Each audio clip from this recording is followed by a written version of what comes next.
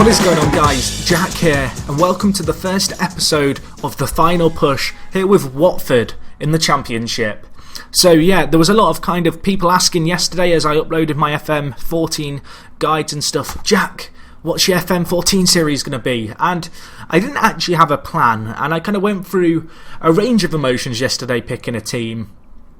And I considered doing the Pentagon again. I am probably going to bring that back, the Pentagon Challenge for Football Manager 2014, and try and do it this time, probably after the beta. And my aim this year is to have a lot of short series that I do, maybe 5-6 years, keeping it fresh, and then kind of 1 or 2 really long series that last a period of months. So this is the first short series, the final push here with Watford. The reason for that name is, if you don't know, Watford last season lost in the Championship final. They have an absolutely quality squad here, as you can see, and they're a team that just need that final push in the right direction to hopefully get promotion from the Championship.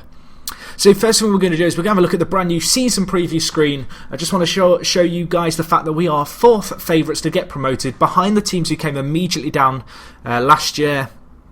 And yeah, we'll see how we get on. You can see this screen's kind of nice. It's a new screen. I'm not going to concentrate too much on this. I'm going to give you guys a little intro to the squad, skip to the end of pre-season, talk about what has happened and kind of my general thoughts. And from there, I'll give you a little bit more detail with regards to the team and my intentions with this save.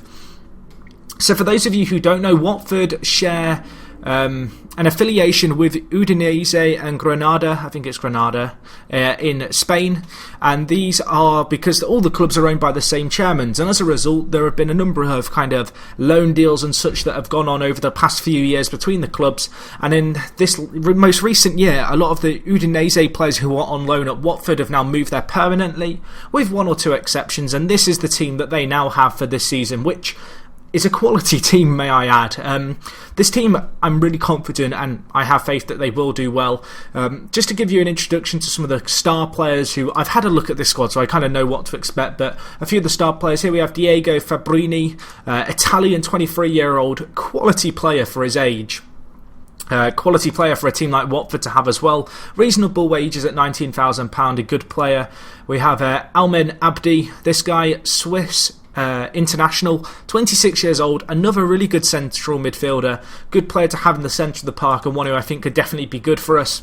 But in truth, there's a lot of kind of good players here. So we're going to have a look at the squad overview, and as you can see here, looking at the kind of, I guess, the team's history, there's been a number of times where they've edged into the Premier League, then gone immediately back down, and my aim this year really is to push up for that promotion that they've kind of been building up for and get that promotion. On the financial front, they have secure financial status. In terms of, I guess, the Championship, they're up there in terms of reputation for favourites.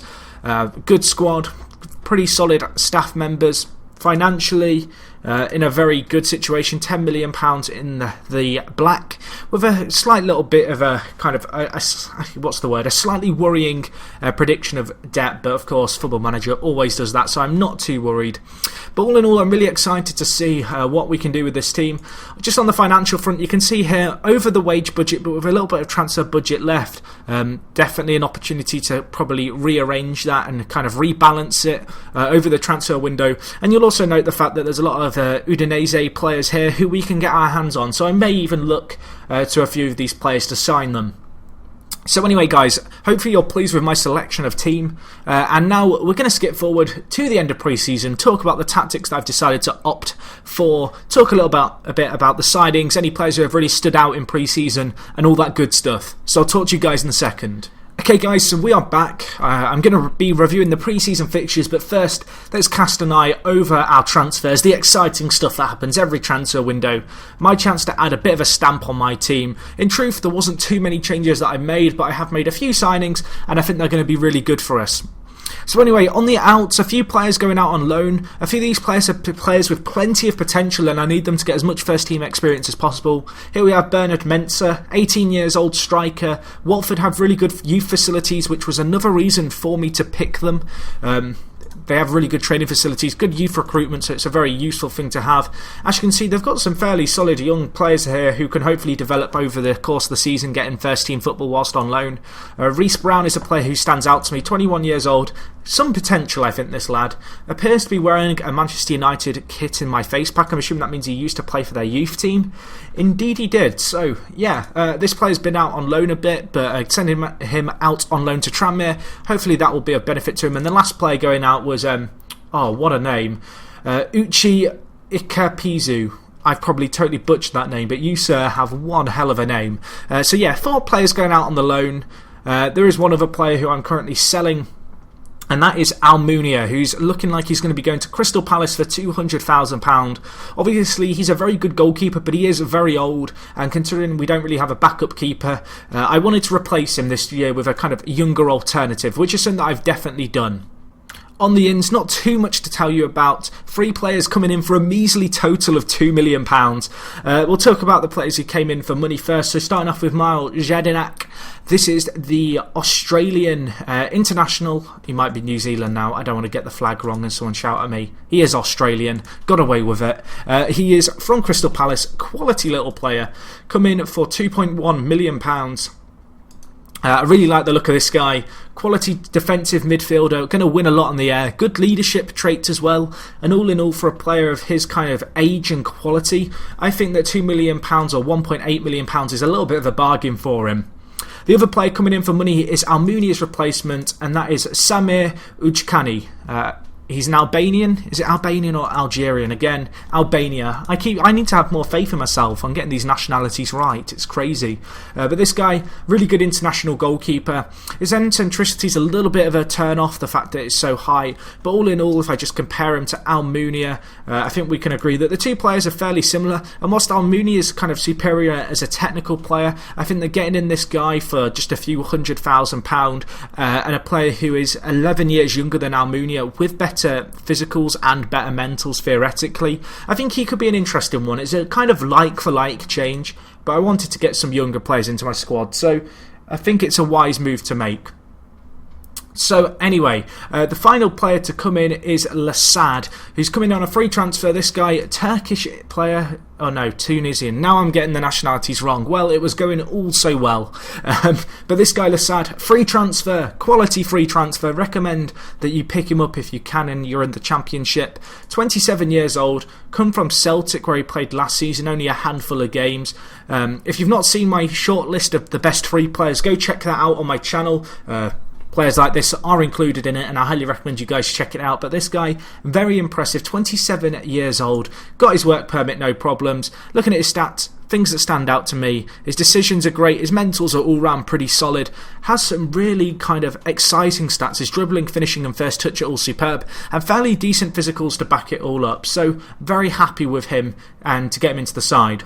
So let's take a look at our tactics here, and this is where it gets a little bit more exciting and a little bit kind of different, I suppose. So when I looked at the Watford side, I kind of identified where are we strong, and one of the things that stuck out to me was the fact that my 2 wide midfielders, Fabrini and Pudil, are both wide players. Naturally, their best positions are left mid and right mid, but their best roles were defensive midfielders, or defensive wingers I should say, and this excited me because you don't often get 2 defensive wingers in a side. Usually you'd have to revert to the wing backs, and this is something that I couldn't help but try. So what we're trying out is actually a system not dissimilar to one that Napoli played a few years ago. It's kind of I want to say it's a Napoli-Juve kind of hybrid in terms of the shape with the defensive wingers, but then kind of a slightly different attacking shape up top to what Napoli played back in the days of Cavani, Lavezzi and co. But it's certainly got that Italian flair, particularly with the 3 centre-backs. So at the back we've got Almunia in goal for now. I should really change this to Ukani, I think that's how you say it. We'll go with it, who of course is the Albanian goalkeeper. Then at the back we go with Ekstrand, who is the Swedish international with 1 cap, 24 years old, very exciting player, like the look of him, decent all-round solid defender, good defensive stats as well. At the heart of our defence we've gone with Esaid Belkalem. We'll get these names eventually. First time ever saying some of these, it's pretty special. This guy on loan from Granada, making the most most of the affiliation between the two clubs. £40 a week wages whilst he's on loan. Not too shabby, but a very good centre-back again. Right centre-back we go with Angela, of course, another one of the former Udinese players. Fair few Italians in this squad as a result of kind of the affiliation the teams have, but he's another good solid centre-back. As I mentioned, we go with defensive wingers, which is pretty unusual. We go with Pudil at left midfielder. This guy, Czech Republic international, plenty of experience. Another player who has got backs of experience at a high level, playing for Genk, then went to Granada, and then has obviously signed for Watford this season. So another one of these players who's come in. And then on the right we go with Marco David Fabrini. This guy, 21 years old, amazing young right midfielder, and a good defensive winger as well.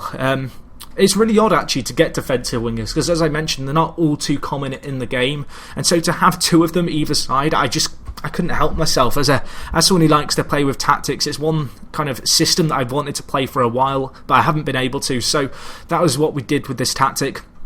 In the central of midfield, we've gone with Abdi and Jedinak. You guys have already seen Jedinak, ball-winning midfielder, does exactly what he says on the tin, and then Abdi is a quality little deep line playmaker in the centre of the park. Already talked about him at the start of the video as being one of the players who stood out to me.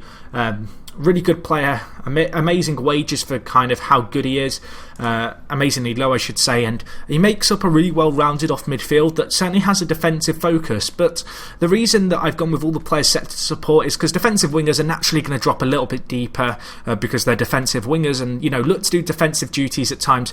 Jedinak playing ball winning midfielder, he's going to win the ball, play a little bit defensive, and Abdi playing deep line playmaker, he's also going to start from slightly deeper. So the reason for not kind of having any of these four on defend or attack as the duties is that I kind of hope and expect that they'll all contribute themselves, because they all are fairly defensive players. But when we are on the attack, I mean Abdi, Pudil and Faroni, they all have permission to get forward because of the roles they're set to. So I mean, if you look at the description of a defensive midfielder, they aim to push the opposing fullbacks back, win the ball up the field, and then either get it up for the rest of the team or drive by the byline. So these guys are just slightly more advanced wing backs, but combined with a more solid kind of core of the team in terms of players who can definitely win the ball, I think it's going to suit us very well.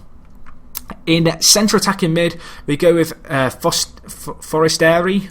I mean, if someone wants to tell me how to break down these names, Forestieri, we'll go with it. I'm having to say these 3 or 4 times just to get the gist of them. But another Italian player, I believe this guy came from Udinese. He did indeed.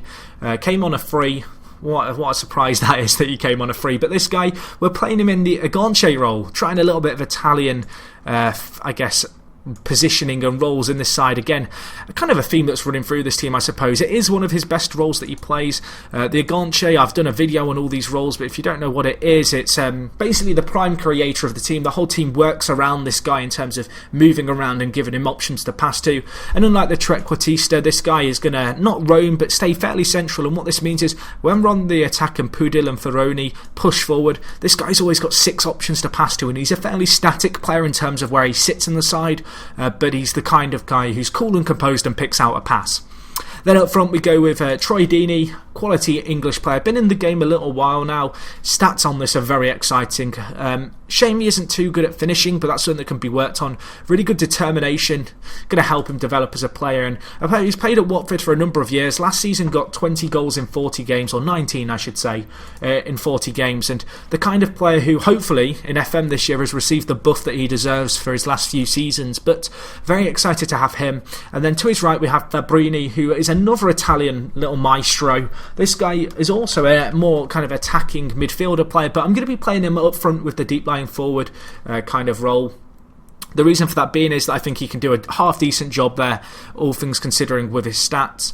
And he has that little bit of pace as well, which can help him get up and down the pitch. But all in all, I'm very happy with the squad in terms of the shape. On the bench we have some really solid players, and there's some quality young players that I came across. Sean Murray, 19 years old, had a quality little pre-season, this guy. So far so good, 3 appearances in the kind of pre-season with 2 goals and 3 assists and 1 man of the match. So good to see a young player like him doing well. And Tommy Hobben, 19 years old, again, quality player, centre-back. Want to get this guy first team football because he can definitely do something with it. But all in all, the team's looking very good. One other transfer that I forgot to mention is the fact that we have this guy called Isaac Success. He's been declined an initial work permit, and I kind of worry he won't get one now. But this guy's a 17 years old Udinese player who I think could offer a little bit going forward. And at 17, he looks absolutely amazing. So hopefully we can maybe grab him in and then maybe sign him on a long-term deal if he does well. But all in all, I've got to be honest, really blown away by how strong this side was. Unusually for me, I've not had to make too many transfers, and I was fairly content just working with what I had at my disposal. In terms of our pre-season games, I'm not going to show these all in too much details, but you can see here we had fairly easy pre-season games, but we scored a lot of goals and there was a few clean sheets here. Unfortunately, in our last game of the Friendly Cup, we had to play against Estudiantes. I think that's right. I think they're an Argentinian team. They are an Argentinian team in the Premier Division, and wow. Really? Veron is their captain. Well, that is something. He's still playing? I'm impressed. Wow. Okay, well, I didn't expect to see that. Veron, former United legend, playing for them. That explains the 4-0 loss. I blame the power of Veron for that defeat. But no, in all seriousness, that was a little bit of a disappointment, but they are a superior Argentine side, so not too surprised by the result.